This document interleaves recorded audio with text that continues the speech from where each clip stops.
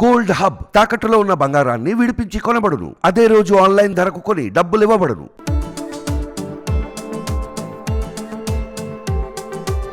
నమస్తే, welcome to మనం TV. నేను మీ ప్రియాంకారావు. ఆర్థిక భారం ఉన్న సంక్షేమాన్ని అందించేందుకు ప్రభుత్వాలు పోటీ పడుతుంటాయి.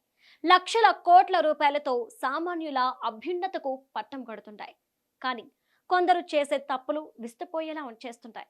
అలాంటి ఓ ఘటన యూపీలో చోటు చేసుకుంది. ప్రధానమంత్రి ఆవాస్ యోజన పథకం కింద వివాహితులు డబ్బులు తీసుకున్నారు. ఆ తర్వాత తమ భర్తలను వదిలి ప్రియుళ్లతో కలిసి ఇంటి నుంచి పారిపోయారు.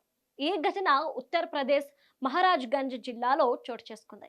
సెంట్రల్ గవర్నమెంట్ మధ్యతరగతి కుటుంబాలకు పక్కా ఇళ్ల నిర్మాణం కోసం ఆర్థిక సాయం అందజేస్తోంది.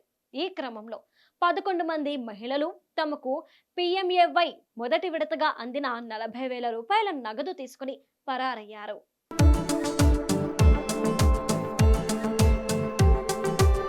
ప్రియుళ్లతో పారిపోయిన తమ భార్యలపై బాధిత భర్తలు పోలీసులకు ఫిర్యాదు చేశారు. దీంతో ఘటన వెలుగులోకి వచ్చింది. మహారాజ్గంజ్ జిల్లాలో మొత్తం 2,350 మంది లబ్ధిదారులకు ఇల్లు మంజూరు అయ్యింది. పిఎంఏవై పథకంలో భాగంగా ప్రభుత్వం ఈ పేద కుటుంబాలకు 2.5 లక్షల రూపాయల వరకు సబ్సిడీని అందిస్తుంది.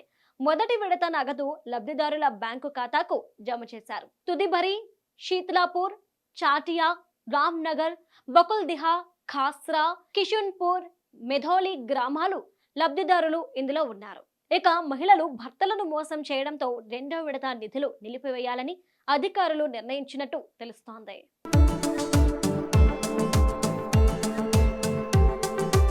కాగా పిఎంఏవై సొమ్ము అందుకున్న తర్వాత వివాహితులు ప్రియుడితో కలిసి ఇంటి నుంచి పారిపోయిన ఘటనలు గతంలోనూ యూపీలో చోటు చేసుకున్నాయి. గతేడాది ప్రధానమంత్రి ఆవాస్ యోజన పథకం కింద 50,000 చొప్పున అందుకున్న 4 మహిళలు ప్రియుళ్లతో కలిసి పరారయ్యారు. అందుకు సంబంధించిన ఇళ్ల నిర్మాణాలు ప్రారంభం కాలేదని గుర్తించిన అధికారులు చర్యలు చేపట్టారు. వారి కుటుంబాలకు నోటీసులు పంపినా ఎటువంటి స్పందన రాకపోవడంతో జిల్లా పట్టణాభివృద్ధి విభాగం 4 భర్తలకు నోటీసులు పంపింది. క్షేత్రస్థాయిలో పరిస్థితిని తెలియజేయాలని వివరణ కోరింది.